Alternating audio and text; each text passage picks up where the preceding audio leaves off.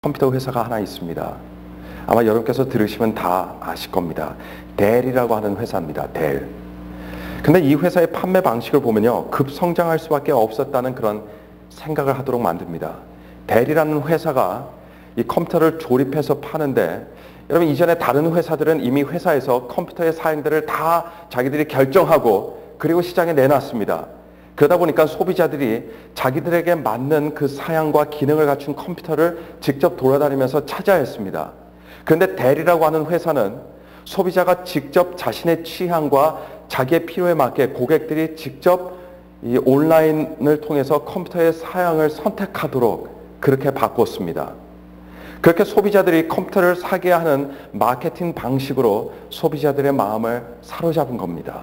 그러다 보니까 컴퓨터의 사양도 나의 필요에 따라 내가 원하는 대로 내 방식과 내 스타일에 맞춰서 컴퓨터를 살 수 있을 뿐 아니라 가격도 그 사양에 따라서 조정할 수 있게 만든 겁니다. 그럼 한국에도 이러한 예를 찾아볼 수가 있어요. 삼성에서 만든 쉐르빌이라고 하는 아파트입니다. 쉐르빌이라고 하는 이 아파트는요, 소비자가 15개의 평면들 가운데 하나를 선택하게 되어 있습니다. 그리고 인테리어 전문가의 상담을 통해서 아파트의 인테리어 세부 사항까지도 소비자가 원하는 방식으로 만드는 그런 맞춤 설계, 맞춤 시공의 아파트를 쉐르빌이라는 브랜드로 선보이게 되었습니다. 그래서 쉐르빌은 방의 크기와 개수, 주방, 욕실 등 모든 공간이 이 입주자의 필요에 따라 설계되고 있습니다. 자, 이런 마케팅 방식을 경제인 조셉 파인이라고 하는 사람이 Mass Customization이라고 이렇게 명명했습니다. 한국말로 번역한다면 대량 고객화 또는 대량 고객 맞춤화로 번역할 수 있겠습니다.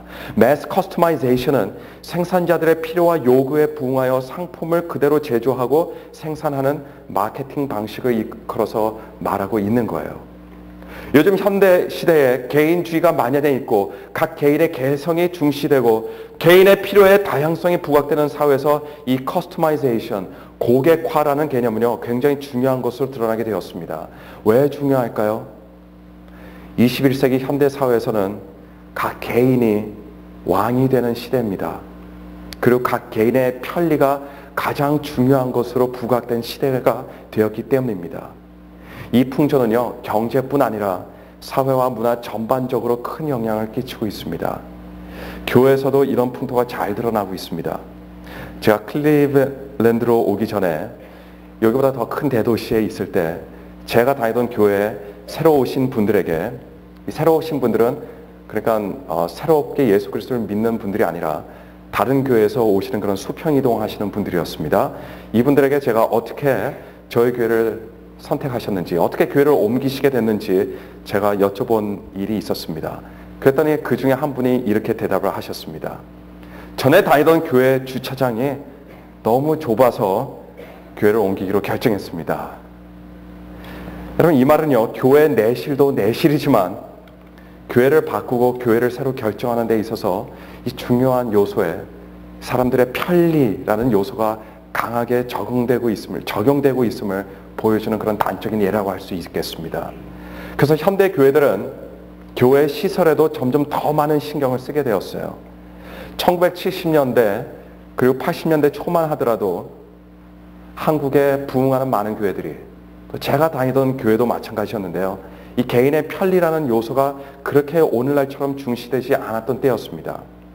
그때 한국에 뜨거운 부흥이 계속 일어나고 있을 때였는데, 그때 성도들에게는요, 은혜를 받고 기도하고 말씀 듣고 전도하는 것이 가장 중요한 그들의 사안이었습니다.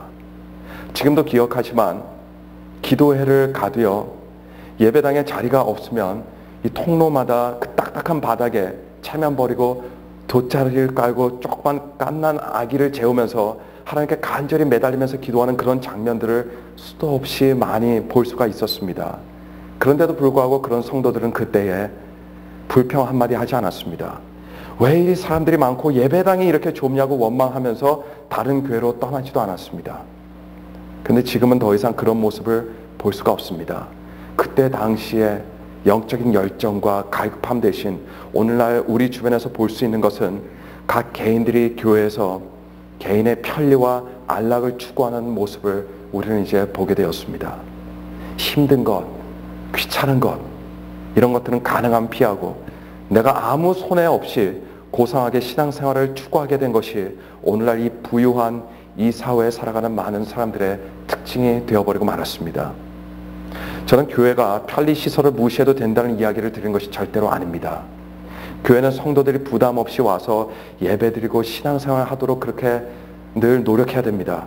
그러나 나의 개인의 편리가 지나치게 중요해져서 이 편리와 편함이 있는 신앙생활을 추구하다 보면요, 그 사람도 그 교회도 유럽의 많은 교회들처럼 속이 빈 껍데기 신앙인, 속이 빈 그런 껍데기 교회가 되어버리고 맙니다.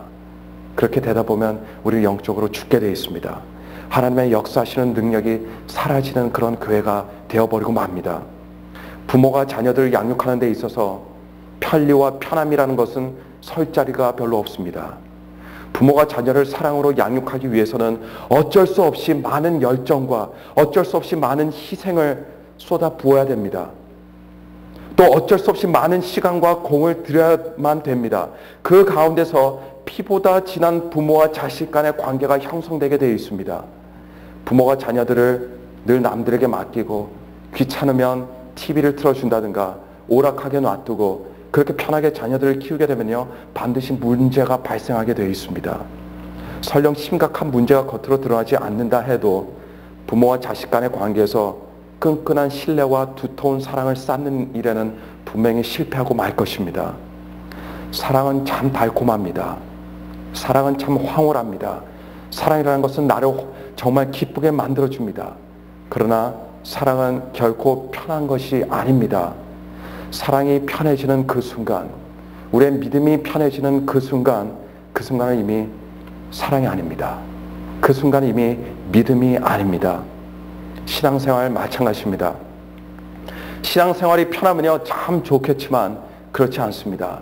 영적인 훈련들 다 어렵습니다. 하나님 말씀 순종하는 것 결코 쉽지 않습니다. 봉사하는 것도 섬기는 삶도 편한 것이 없습니다. 심지어 성경은 기뻐하라고 명령하고 있는데요, 기뻐하는 것도요, 오늘날 우리 시대에서는 참 어려운 일들 중에 하나입니다. 편하고 안일한 가운데 하나님의 은혜를 심령 깊은 곳에서 체험하는 그런 사람들이 누가 있겠습니까? 아무도 없습니다. 예수님께서 우리들에게 걸어오라고 하신 길은요, 가시밭길입니다. 그리고 십자가 길이지 꽃이 만발한 기가 막히게 아름답고 아스팔트로 깔려있는 그런 길이 아님을 오늘 이 시간 염두에 두시기를 간절히 부탁드리겠습니다. 교회 생활, 믿음 생활, 하나님을 사랑하는 생활, 말씀 생활, 여러분 이런 생활에서 너무 편한 것 찾지 마시길 바랍니다. 편한 것 찾다 보면 말씀 안 읽습니다. 편한 것 찾다 보면 기도 안 합니다. 10년 동안 신앙생활 했어도 대표기도 한번 할 수가 없게 됩니다. 편하게 교회 생활하고 편하게 신앙생활 하는 것은요, 마귀가 주는 생각입니다. 하나님께서 주시는 생각은 어렵고 힘들어도 하나님의 은혜를 찾고 추구하게 하는 그런 생각입니다. 그리고 그러한 가운데서 더 큰 소망을 갖게 됩니다. 더 큰 기쁨을 누리는 것이 하나님께서 주시는 생각임을 오늘 이 시간 믿으시기를 간절히 축원합니다. 좀 아까 어떻게 아름답게 창조되었던 이 세상이, 하나님 보시기에 좋았던 세상이 이렇게 끔찍하게 변할 수 있었을까라는 질문을 던졌었습니다. 그 답은요, 사실 단순합니다. 내가 내 중심으로 하나님을 비롯해서 내 주변의 모든 것을 커스터마이즈 시키려는 그 순간부터 우리의 모습은 추악해지기 시작합니다. 내가 내 남편을요, 내 편리에 맞게 커스터마이즈 시키려다 보면요, 부부간의 갈등이 발생하게 되어 있습니다. 내가 내 아내를 나의 생각에 맞게, 나의 주관에 맞게 커스터마이즈 시키려고 합니다. 그래서 끊임없이 남편이 아내를 자신의 것을 강요하게 되는 그 순간이요, 그 가정은 불행한 가정이 되어버리고 맙니다. 또 내 자식들도 내 손주들도 내가 커스터마이즈 시키면서 그렇게 키우려고 합니다. 서로 그러다 보니까 기쁨의 가정이 되지가 않는 겁니다. 주변의 사람들